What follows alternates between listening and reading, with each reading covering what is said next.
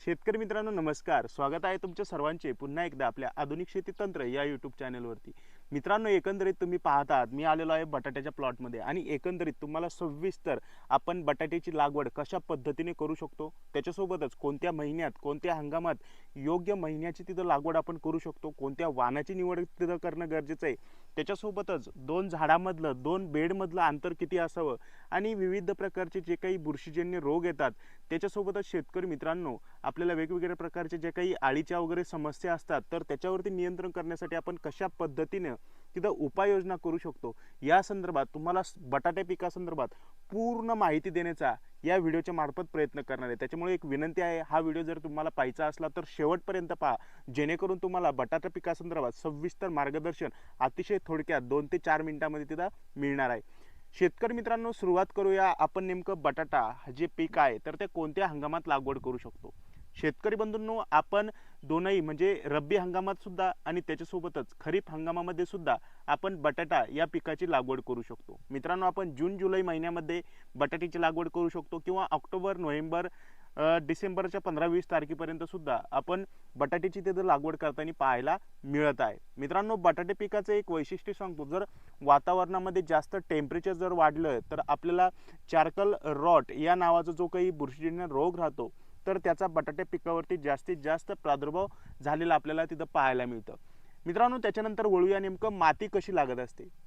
शेतकरी बंधूंनो, तसं तर काही असं स्पेशली जी काही माती आहे तर ती बटाट्याला वेगळी काही लागत नाही. आपली जी काही भुसभुशीत त्याच्यासोबतच लाल जमीन असणं तिथं गरजेचं आहे. काळटीच्या जमिनीमध्ये सुद्धा तिथं बटाटे पीक चांगलं येतं, परंतु शेतकरी मित्रांनो जे काही पाण्याची निचरा होणारी चांगल्या प्रकारची जमीन तिथं असणं गरजेचं आहे. त्याच्यानंतर शेतकरी मित्रांनो पुढच्या प्रश्नाकडे वळूया, तर तो म्हणजे आपण जे काही बटाट्याचा बेड तयार करतो तर तो बेड तयार करताना आपण किती फुटाचा तयार करणं गरजेचं आहे. त्याच्यासोबतच शेतकरी मित्रांनो आपण बेडवरती कशा पद्धतीनं तिथं बटाट्याची लागवड करणं गरजेचं आहे. शेतकरी मित्रांनो, बऱ्यापैकी एक 4 ते 4.5 फुटाच्या आसपास आपल्याला जो काही बेड आहे तर तो तिथं पाडून घ्यायचा आहे. पूर्णपणे भुसभुशीत जमीन असणं गरजेचं आहे बटाटे पिकासाठी.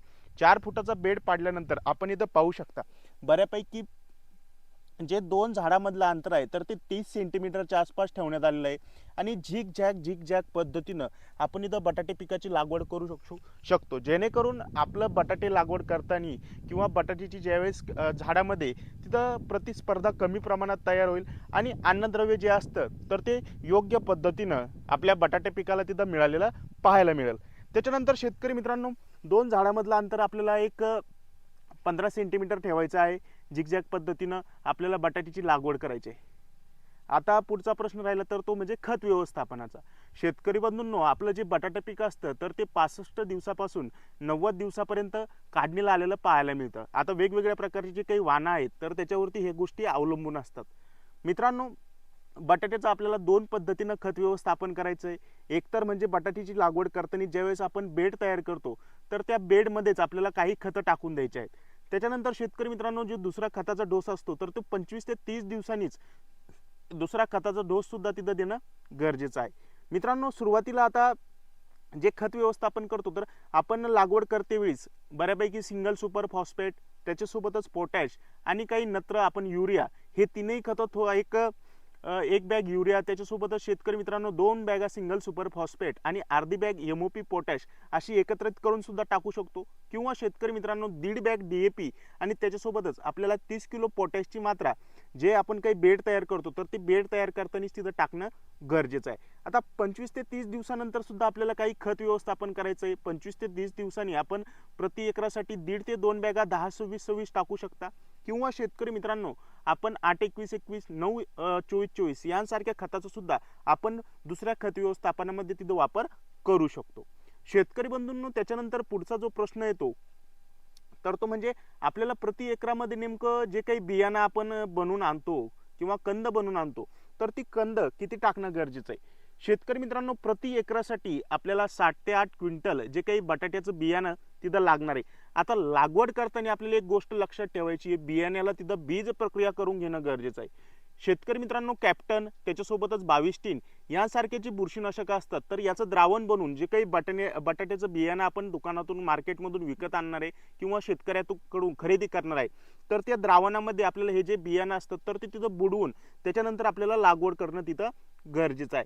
मित्रांनो याच्यामध्ये काही जास्त वेगवेगळ्या प्रकारचे रोग नसतात. एक चार्कल रॉट म्हणजे जे काही आपले भविष्यामध्ये बटाट्याची टिकवण क्षमता कमी करता आणि आतमधून जो बटाटा आहे तर तो काळा झालेला पाहायला मिळतो. तर त्याचे नियंत्रण करण्यासाठी आपल्याला वेळच्या वेळी ड्रीपद्वारे म्हणा किंवा फवारणीद्वारे वेगवेगळ्या प्रकारच्या बुरशीनाशकाचा वापर तिथं करणं गरजेचं आहे.